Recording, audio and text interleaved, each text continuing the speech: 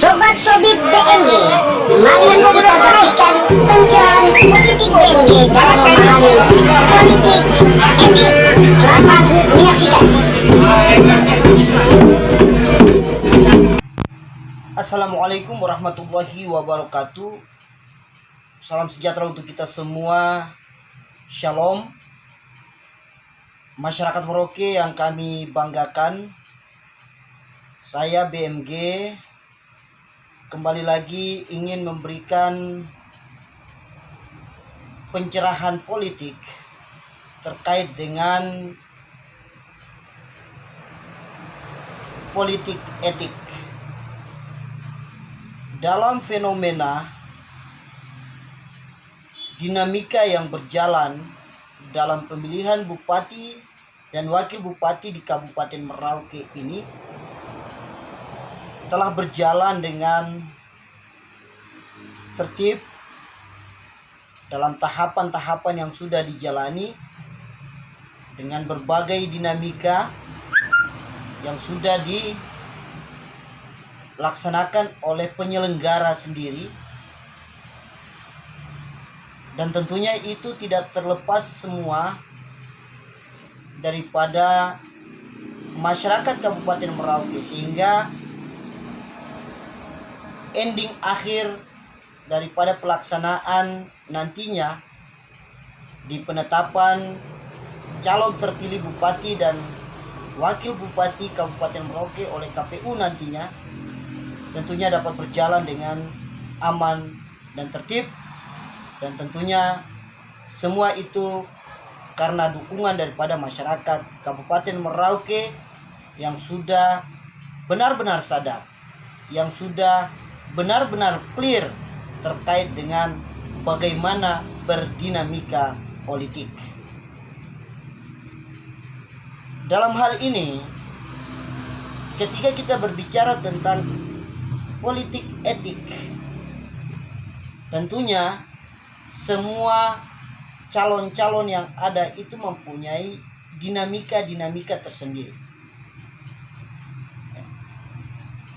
Nah, dinamika politik ini bukan hanya terkait pada calon-calon itu sendiri, tetapi dinamika etik politik itu juga melekat pada masyarakat. Kesadaran akan berpolitik yang baik dan benar untuk menuju kepada pilihan kita yang terbaik untuk kepentingan masyarakat Merauke. Sehingga dalam dinamika terakhir ini saya sangat harapkan bahwa boleh saja kita menilai terhadap persoalan-persoalan yang muncul saat ini. Tetapi perlu diingat bahwa orang yang menggugat dan orang yang digugat, dan tentunya ada pendukung dan ada yang didukung dari para penggugat itu hal yang wajar-wajar saja. Itu hal yang biasa-biasa saja dalam dinamika politik. Tetapi ingat, dalam kerangka itu jangan sampai kita terjebak di dalam ketidaketikan kita di dalam berpolitik. Ketidaketikan kita dalam berpolitik itu indikatornya yang pertama adalah pikiran kita dulu. Pikiran. Kita mau arahkan pikiran kita ini untuk menerjemahkan suatu persoalan itu, mendudukan persoalan itu dengan baik dan benar dengan kerangka kewarasan, kemurnian berpikir, bukan kepentingan, kemurnian berpikir. Lalu ketika itu kita sudah dudukan, maka kemudian akan mempengaruhi daripada apa yang kita ucapkan, apa yang kita bicarakan kepada publik. sehingga sterilisasinya itu ada di dalam hati kita, BKI kita, untuk menimbang mana yang sebaiknya saya sampaikan, mana sebaiknya yang tidak saya sampaikan, dan kemudian akan didukung dengan perilaku kita. Nah, konsep itu yang menjadi indikator kita berpolitik etik.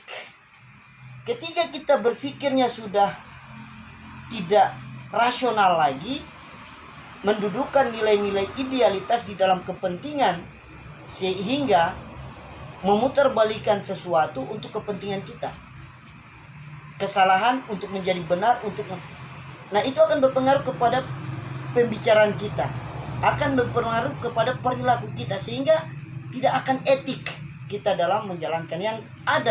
Yang terjadi adalah bagaimana orang menilai sosok kita menjadi orang yang sungguh tidak rasional gitu. Ketika dalam proses suatu persoalan dalam politik, ya, sudah ada rananya, kita mendukung, baik yang menggugat dan digugat beserta tim-tim yang ada di belakangnya itu, kita mendukung proses ini. Dalam hal ini proses hukum yang telah berjalan itu. Sehingga pengawalan terhadap proses hukum ini yang harus clear gitu. Jangan kemudian terlalu panjang waktunya yang kemudian akan memblunder dan membuat ketidaknyamanan dan membuat orang-orang yang berperilaku tidak etik ini yang kemudian mencoba untuk mengganggu situasional, dan itu akan berakibat kepada kondisional politik yang tidak nyaman. Sehingga kita harapkan kepada masyarakat, jangan kita terpancing dengan biarkan proses yang sudah berjalan, ini negara hukum, jadi proses yang sudah berjalan pada aturan hukum yang ada, tinggal kita kawal ini arahnya seperti apa. Benar ya dibilang benar, salah ya dibilang salah, seperti itu. Sehingga dalam proses persoalan politik etik ini, peran masyarakat apa? Pengawalan terhadap proses hukum ini. Bila perlu datangi polisi, tanya sudah sampai seperti apa. Dan polisi pun punya kewajiban untuk memberikan pemahaman, kesadaran, berpikir terhadap masyarakat, dan kita semua elemen masyarakat untuk memberikan dukungan moral, dukungan jiwa dan raga kita untuk penyelesaian masalah yang kemudian dalam kerangka dinamika politik itu. Nah sekarang biarlah proses ini berjalan. Kita harus dalam kerangka tadi berpikir secara rasional atas dasar pemikiran yang murni, ya. Lalu kemudian akan mempengaruhi kepada percakapan kita, akan berpengaruh kepada perilaku kita. Ya. Itu yang menjadi indikator dasar di dalam memahami akan politik etik. Kita berdinamika wajar-wajar saja. Tetapi dinamika yang sebaik-baiknya, seideal-idealnya itu adalah dinamika yang mengedepankan nilai etik. Apalagi di dalam berdinamika dalam politik. Sehingga marilah kita masyarakat Merauke, kita sadar akan kesadaran itu, dan kita tidak terlalu terpancing, ya, untuk persoalan-persoalan yang kemudian saling gunjing-menggunjing. Dan saya harapkan juga kepada orang-orang yang berdiri atas nama pemain politik yang kemudian lagi bergumul dalam situasi masalah, ya, marilah kita berdiri dalam pandangan kita politik etik, ya. Hari sekarang, masa sekarang ini adalah masa yang sangat terbuka dengan komentar-komentar kita saja orang akan ukur kita. Komentar Facebook aja itu orang sudah mengukur kita, tingkat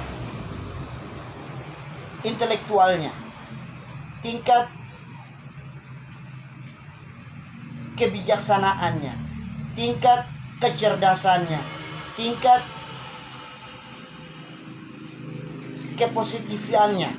Begitu juga hal-hal yang tidak baik orang akan ukur, oh orang ini intelektual katanya, tetapi dalam perilaku hidupnya, percakapan hidupnya tidak sesuai dengan nilai-nilai intelektualitasnya. Sehingga mari kita sadar akan politik etik ini dengan nilai tadi. Kita berpikir secara baik, kita mengucap secara baik, kita berperilaku secara baik. Dan tambahan lagi, kita mengetik di Facebook secara baik atau medsos lainnya secara baik. Sehingga dengan nilai-nilai yang kita berikan itu akan mempengaruhi kenyamanan di dalam kita berdinamika. Boleh saja berdinamika, tetapi tadi atas dasar itu, sehingga tidak saling hujat menghujat, saling menghakimi, karena proses hukum kita negara hukum, dan kita harus menghargai dan kita backup, kita mendukung daripada proses itu. Apa yang menjadi keputusan, itulah hal yang terbaik di dalam kita berdinamika, dan kita harus tunduk dan taat terhadap apa yang menjadi landasan keputusan yang diambil. Itu saja saya dapat memberikan pencerahan politik. Saya tidak masuk dalam substansi karena itu ada proses, cuma ini hanya sekedar untuk memberikan pressure, memberikan pencerdasan, memberikan pemahaman, ya, penekanan pressure dalam hal bagaimana kita berpolitik etik, seperti itu. Untuk menjadi referensi bagi kita, untuk kemudian kita bisa membawa khususnya pribadi kita masing-masing di dalam kita berdinamika, di dalam kita bermain peran di dalam situasi dinamika politik yang sedang terjadi, khususnya dalam wilayah medsos. Itu saja saya akhiri. Wallahu muwaffiq ila aqwamit thoriq. Wassalamualaikum warahmatullahi wabarakatuh.